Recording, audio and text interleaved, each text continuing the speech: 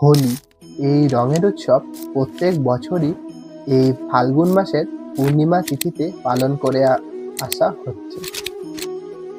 বাঙালিদের ১২ মাসেই ১৩ পার্বণ।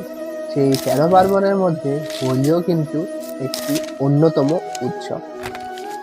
বছরের শুরুতেই বাগদেবীর আরাধনার পরে এবার আসলো হোলি বা দোলযাত্রা।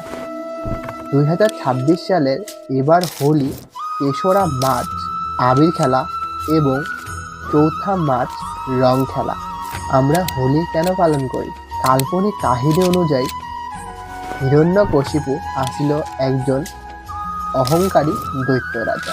সে ব্রহ্মার কঠোর তপস্যা করে বরদান পেয়েছিল যে তাকে কেউ কোনো দিনই মারতে পারবে না। সেই বরদান পেয়ে নিজেকেই নিজে ভগবান ভাবা শুরু করে দিয়েছিল। তার পুত্র প্রহ্লাদ ছিল একজন বিষ্ণু ভক্ত। সেটা দেখে হিরণ্যকশিপু ক্ষিপ্ত হয়ে গেছিল।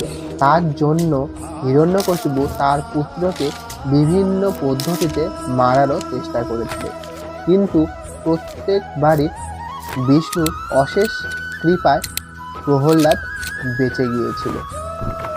একদিন হিরণ্যকশিপু যেই তার পুত্রকে মারতে যাবে, তখনই ভগবান বিষ্ণু নরসিংহর অবতার নিয়ে তার প্রহ্লাদের পিতা হিরণ্যকশিপুকে মারে।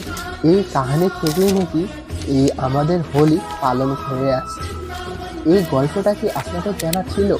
যদি জানা না থাকে তবে কমেন্টে অবশ্যই বলুন। আর ফেসবুক বা ইনস্টাগ্রামে দেখলে লাইক আর ফলো করে দিও, আর ইউটিউবে দেখলে সাবস্ক্রাইব দিস চ্যানেল।